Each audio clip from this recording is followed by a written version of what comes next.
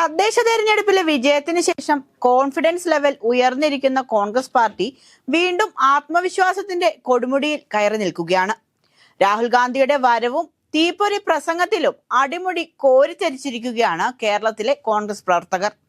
തദ്ദേശ തെരഞ്ഞെടുപ്പിലെ വിജയം ചക്ക വീണ് മൊയില് ചത്തതാണെന്ന് പറയുന്ന എതിർ പാർട്ടിക്കാരാണ് ധാരാളം. സർക്കാരിനോടുള്ള വിയോജിപ്പ് വോട്ടായി വീണതുകൊണ്ട് മാത്രം കോൺഗ്രസിന് ജയം കിട്ടിയതാണെന്ന ആക്ഷേപങ്ങൾക്കിടയിലും പാർട്ടിക്കുള്ളിലെ താൻ മാത്രമാണ് വലുതെന്ന പ്രതിപക്ഷ നേതാവിന്റെ നിലപാടിനിടയിലും മുതിർന്ന നേതാക്കളുടെയൊക്കെ സീറ്റിനായുള്ള വാശികളും രാഹുൽ മാങ്കൂട്ടത്തിലെ പെണ്ണുകേസ് വിഷയവും തുടങ്ങി UDF-ൽ പ്രശ്നങ്ങളുടെ ഒരു ഘോഷയാത്ര തന്നെയുണ്ട്. ഈ പ്രശ്നങ്ങളുടെ ഒക്കെ ഇടയിലും എവിടെ നിന്നാണ് ഈ കോൺഫിഡൻസ് കിട്ടുന്നതെന്നാണ് എല്ലാവരും ചോദിക്കുന്നത്.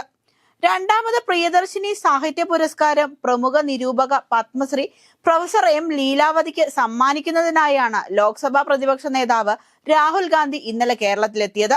1 ലക്ഷം രൂപയും ശില്പവും പ്രശസ്തി പത്രവും അടങ്ങുന്നതാണ് പുരസ്കാരം. ലീലാവതി ടീച്ചർക്ക് രാഹുൽ ഗാന്ധി സമ്മാനിച്ചു. കേരളത്തിന് മാത്രമല്ല രാജ്യത്തിനാകെ അഭിമാനമെന്ന് പുരസ്കാരം സമർപ്പിച്ചുകൊണ്ട് രാഹുൽ ഗാന്ധി പറയുകയുണ്ടായി. തുടർന്ന് രാഹുൽ ഗാന്ധി പങ്കെടുക്കുന്ന മഹാപഞ്ചായത്തിന് സാക്ഷ്യം വഹിച്ചിരിക്കുകയാണ് കൊച്ചി. തദ്ദേശ സ്വയംഭരണ സ്ഥാപനങ്ങളിലേക്ക് നടന്ന തെരഞ്ഞെടുപ്പിൽ മത്സരിച്ച 15,000-ലധികം കോൺഗ്രസ് ജനപ്രതിനിധികൾ പങ്കെടുത്ത മഹാപഞ്ചായത്ത് സംഘടിപ്പിച്ചത് KPCC ആണ്.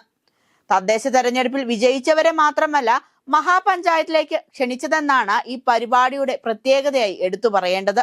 കാരണം പരാജയപ്പെട്ടവരെയും കൂടെ നിർത്തുന്നുണ്ടെന്ന തോന്നൽ വലിയ രീതിയിൽ ഗുണം ചെയ്യും.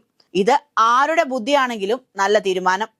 KPCC വിജയാഘോഷത്തിൽ സംസാരിച്ചുകൊണ്ട് നടത്തിയ പ്രസംഗത്തിൽ BJPക്കെതിരെ വലിയ രീതിയിലുള്ള വിമർശന ശരങ്ങളാണ് രാഹുൽ ഗാന്ധി തൊടുത്തുവിട്ടത്. വിമർശനത്തിനൊപ്പം ഓവർ കോൺഫിഡൻസ് നിറഞ്ഞ വാക്കുകളിലൂടെ പ്രവർത്തകർക്ക് ആവേശം പകരാനും രാഹുൽ ഗാന്ധി മറന്നില്ല.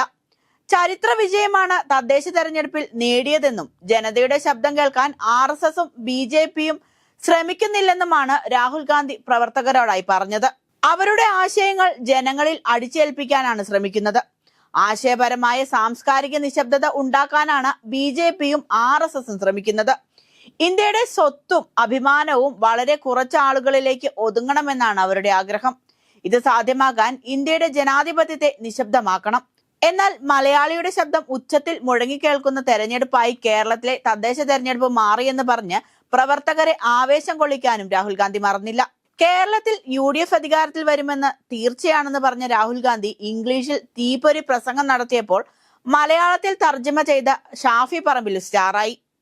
തദ്ദേശ തെരഞ്ഞെടുപ്പ് ആവേശമൊക്കെ പ്രവർത്തകർക്ക് വാരിക്കോരി കൊടുക്കുന്ന രാഹുൽ ഗാന്ധി എപ്പോഴാണ് അടുത്ത പട്ടായ ട്രിപ്പ് എന്നാണ് മറ്റു പാർട്ടിക്കാർ ചോദിക്കുന്നത്.